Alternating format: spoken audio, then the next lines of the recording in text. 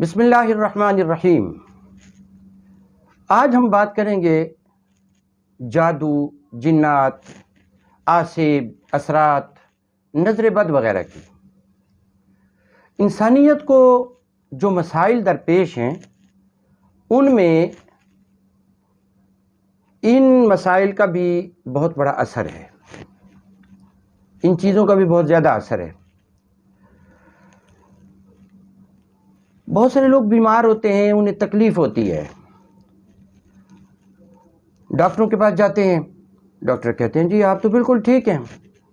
جتنے بھی ٹیسٹ کرواتے ہیں سارے ٹیسٹ ٹھیک ہوتے ہیں، لیکن اس کے باوجود لوگ کہتے ہیں جی ہم بیمار ہیں، ہمیں بہت تکلیف ہے، ہمیں پریشانی ہے، دکھ ہے، غم ہے۔ تو وہ اگر ڈاکٹری علاج سے کام باہر جا رہا ہو تو پھر وہ اس قسم کی چیزیں ہوتی ہیں۔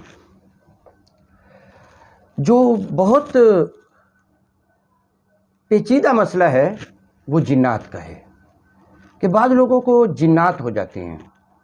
اور جنات کا سایہ ہو جاتا ہے، آسیب ہو جاتا ہے،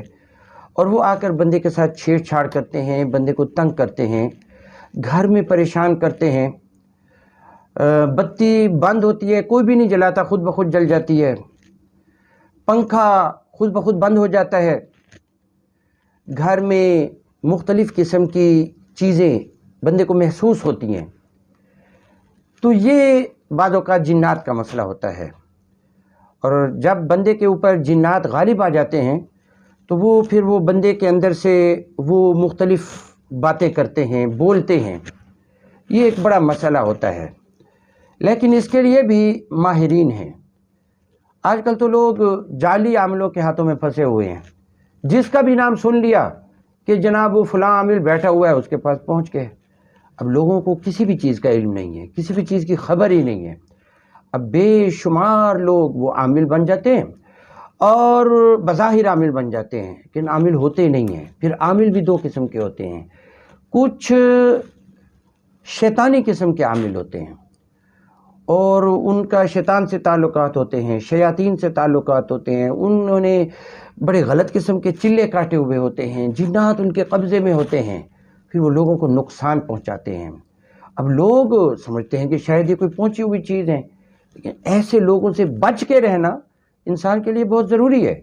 ورنہ وہ انسان کے لیے شدید ترین نقصان دہ ثابت ہوتے ہیں۔ اور کچھ عامل روحانی عامل ہوتے ہیں، نورانی عامل ہوتے ہیں، ان کے جو تعویذات ہوتے ہیں وہ نورانی ہوتے ہیں، قرآنی آیات پر مبنی تعویذات ہوتے ہیں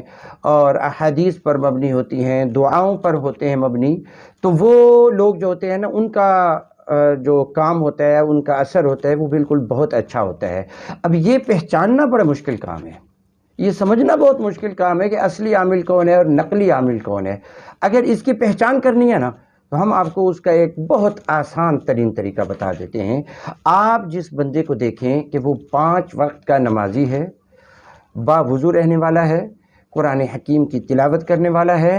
اور آقا علیہ الصلوۃ والسلام کی سنتوں پہ عمل کرنے والا ہے، نبی پاک صلی اللہ علیہ وسلم کے ساتھ سچی محبت رکھتا ہے، نوافل ادا کرتا ہے، اور اللہ تعالیٰ کا ذکر کرتا رہتا ہے، قرآن حکیم کی تلاوت میں مصروف رہتا ہے، اللہ اللہ کرنے میں مصروف رہتا ہے، اور اس کا کوئی بھی عمل خلاف شریعت نہیں ہے، وہ گناہوں سے بچا ہوا ہے اور نیکیوں کی طرف راغب ہے، خلق خدا کی خدمت کرتا ہے، حرص اور لالچ کے قریب نہیں جاتا، تکبر اس کے اندر موجود نہیں ہے۔ تو شریعت کی یہ چیزیں جس بندے کے اندر موجود ہوں، آپ سمجھ لیجئے کہ وہ ایک صحیح عامل ہے، یعنی میں آپ کو ایک پہچان بتا رہا ہوں۔ اور اگر آپ دیکھیں کہ اس نے جناب 5 انگوٹھیاں پہنی ہوئی ہیں، اور اس نے جناب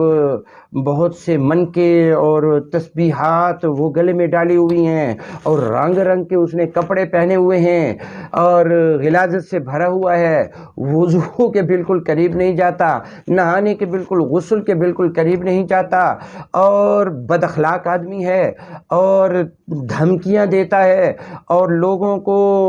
دین سے دور کرتا ہے، عقائد اس کے خراب ہیں، خراب عقیدوں کی بات کرتا ہے، کبھی وہ اللہ تعالیٰ کے بارے میں کوئی غلط عقیدہ بتا دیتا ہے، کبھی رسول اللہ کے بارے میں غلط عقیدہ پیش کرتا ہے، کبھی صحابہ کرام کے بارے میں، کبھی اہل بیت اطہار کے بارے میں، اور کبھی اولیاء کرام کے بارے میں، کبھی ائمہ کرام کے بارے میں۔ جب آپ اس طرح کی چیز دیکھیں تو پھر آپ سمجھ لیں کہ یہ جعلی عامل ہے، یہ نقلی عامل ہے، یا یہ شیطانی عامل ہے، جعلی نہیں شیطانی عامل ہے، کہ وہ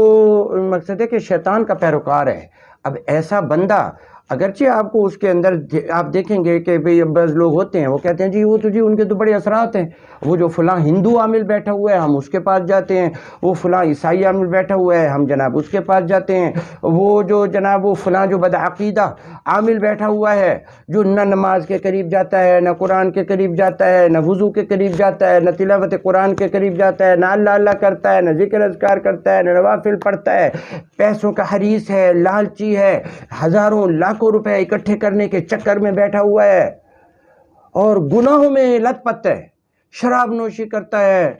اور بدنگاہی کرتا ہے اور بدتمیز آدمی ہے، اور کسی کے ساتھ اس کے جو ہے اپنا بیہیو اچھا نہیں ہے، تو پھر آپ سمجھ لیجئے کہ یہ 2 نمبر اور گھٹیا اور سفلی اور ظلماتی اور شیطانی عامل ہے، اور اس نے جنتر منتر اس نے پڑے ہوئے ہیں، یہ شیطان کے قبضے میں ہے۔ تو ایسے بندے کے پاس جو بھی بندہ جائے گا سوائے تباہی کے کچھ واپس نہیں لائے گا، سوائے کچھ بربادی کے کچھ واپس نہیں لائے گا۔ اس کو جو کچھ پیسہ دے کے آئے گا وہ بھی برباد ہوگا، اس سے جو کچھ لے کے آئے گا وہ بھی تباہ کن ہوگا، اور اس کے اوپر جو وہ اعتماد کرے گا وہ اعتماد بھی اس کو نقصان پہنچائے گا۔ لہذا آپ کو اس چیز کو سامنے رکھنا چاہیے کہ جو بندہ احکام شریعت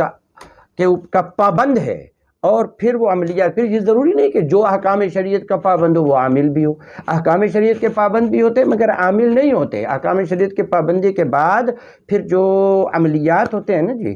وہ اور وظائف ہوتے ہیں ان کی مہارت علیحدہ سے حاصل کرنی پڑتی ہے۔ صرف احکام شریعت کا پابند ہونے کا مطلب یہ نہیں کہ بندہ بہترین عامل ہے، اس نے باقاعدہ عملیات سیکھے ہوئے ہوں اور اس کو اس دنیا کا پتہ ہو، ان معاملات کا پتہ ہو۔ جب وہ اسے ان چیزوں کا پتہ ہوگا تو پھر وہ آپ کو صحیح گائیڈ بھی کرے گا اور آپ کو طرح طرح کی مصیبتوں سے بچائے گا بھی صحیح۔